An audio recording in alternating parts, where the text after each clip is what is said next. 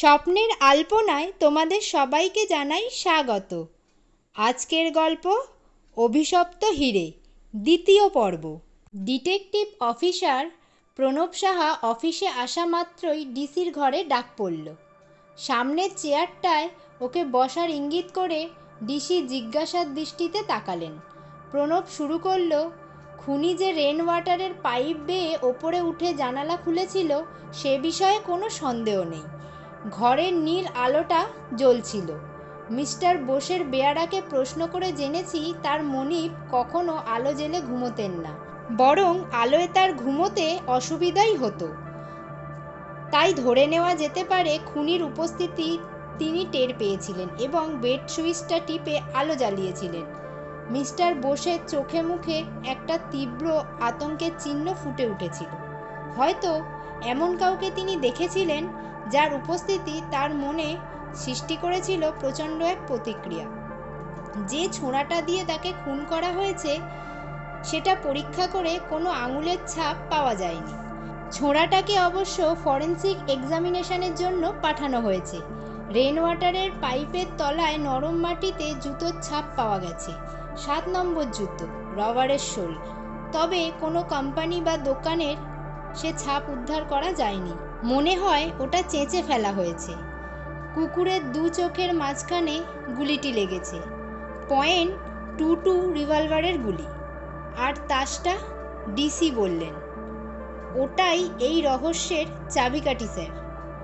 প্রণব চিন্তিত মুখে জবাব দিল, আমার ধারণা মিস্টার বোস হয়তো একসময় খুনির এমন কিছু ক্ষতি করেছিলেন যার জন্য তাকে প্রাণ হারাতে হয়েছে। তাসটা বোধহয় সেই ক্ষতি বা অন্যায়ের প্রতীক। এ তোমার কল্পনা, প্রমাণ কিছু নেই। ডিসি মৃদু হেসে বললেন, কিন্তু স্যার, খুনি নিশ্চয়ই কোনো উদ্দেশ্য নিয়েই তাসটা মিস্টার বোসের বুকের ওপর রেখেছে, যেন বলতে চেয়েছে এই জন্যেই তোমাকে চরম শাস্তি দেওয়া হলো। তবে কি তাসের জুয়া খেলায় মিস্টার বোস খুনিকে ঠকিয়েছিলেন, তাই সে প্রতিশোধ নিয়েছে? না স্যার, সখ্যতা আর বঞ্চনা নিয়েই জুয়ার কারবার, আর সেই জন্য বোধহয় ওটার আকর্ষণ এত তীব্র। জুয়া খেলায় ঠকে কেউ এতটা ঝুঁকি নিয়ে হত্যা করবে তা আমার মনে হয় না। তাছাড়া জুয়াই যদি হয় তবে খুনি বেছে বেছে রুহিতনের 10 রেখে গেল কেন? অন্য কোনো তাস নয় কেন? না স্যার, আমার মনে হয় না।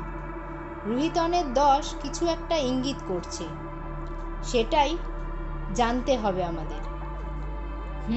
কেসটা দেখছি খুবই মিস্টেরিয়াস। চিবুতে হাত বুলোতে বুলোতে বললেন ডিসি। তার চাইতেও বেশি মিনিংফুল কোনো শব্দ যদি ডিকশনারিতে থাকে তবে সেটাই এখানে খাটে, হাসতে হাসতে জবাব দিল প্রণব। আজকের বলা গল্পের অংশটা তোমাদের কেমন লাগলো সেটা অবশ্যই আমাকে কমেন্টে লিখে জানাবে। ভালো লাগলে লাইক আর শেয়ার করবে। আর যারা নতুন বন্ধু, আজকেই আমার এই গল্পটা প্রথমবার শুনছো, এখনো পর্যন্ত আমার চ্যানেলটাকে সাবস্ক্রাইব করোনি, তারা তাড়াতাড়ি আমার চ্যানেলটাকে সাবস্ক্রাইব করে আমার সঙ্গে থাকো, যাতে পরবর্তীতে দেওয়া গল্পের ভিডিওগুলো তোমরা খুব সহজেই পেয়ে যাও। আজ তাহলে এই পর্যন্তই থাক।